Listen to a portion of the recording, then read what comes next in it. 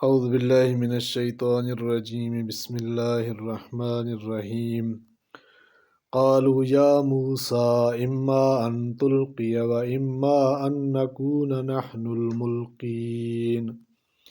بولے اے موسیٰ یا تو ڈال اور یا ہم ڈالتے ہیں۔ جب میدان سج گیا تو جو جادوگر تھے انہوں نے کہا قالوا یا موسیٰ، القاء کے معنی ڈالنے کے ہیں، جیسا کہ ہے اما ان تلقی۔ مراد یہ ہے کہ جب میدان مقابلہ میں پہنچے تو جادوگروں نے حضرت موسیٰ علیہ السلام سے کہا کہ یا تو آپ پہلے ڈالیں یا ہم پہلے ڈالنے والوں میں سے ہو جائیں۔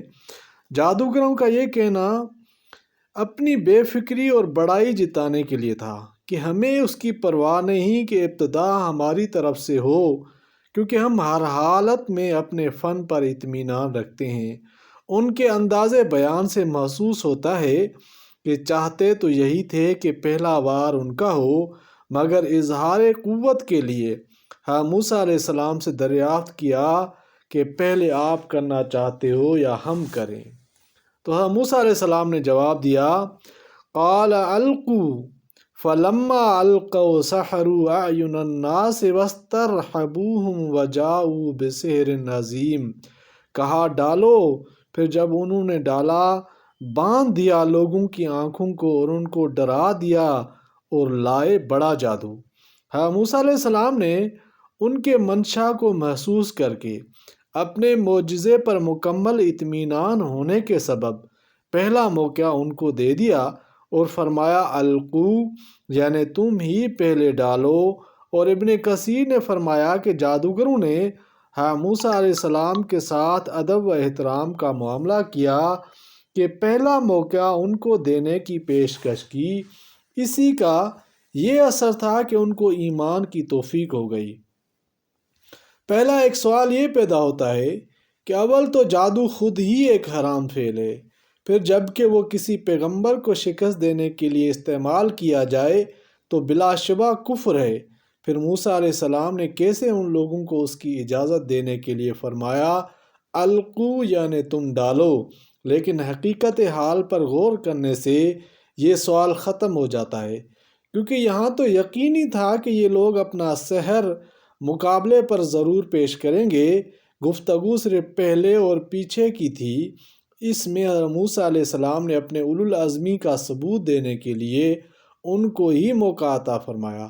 اس کے علاوہ اس میں ایک فائدہ یہ بھی تھا کہ پہلے جادوگر اپنی لاٹھیوں اور رسیوں کی سانپ بنا لیں تو پھر عصائے موسیٰ کا معجزہ صرف یہی نہیں کہ وہ بھی سانپ بن جائے، بلکہ اس طرح ظاہر ہو کہ وہ جادو کے سارے سانپوں کو نکل بھی جائے، تاکہ جادوگری کی کھلی شکست پہلے ہی قدم پر سامنے آ جائے۔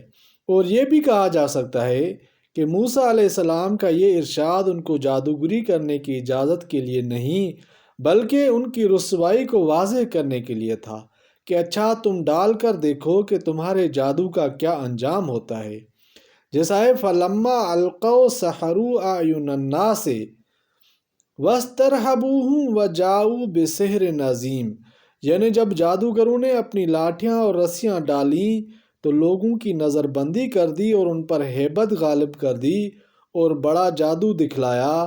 اس آیت سے معلوم ہوا کہ ان لوگوں کا جادو ایک قسم کی نظر بندی اور تخیل تھی، جس سے دیکھنے والوں کو یہ محسوس ہونے لگا کہ یہ لاٹھیاں اور رسیاں سانپ بن کر دوڑ رہی ہیں، حالانکہ وہ واقع میں اسی طرح لاٹھیاں اور رسیاں ہی تھی، سانپ نہیں بنے تھے۔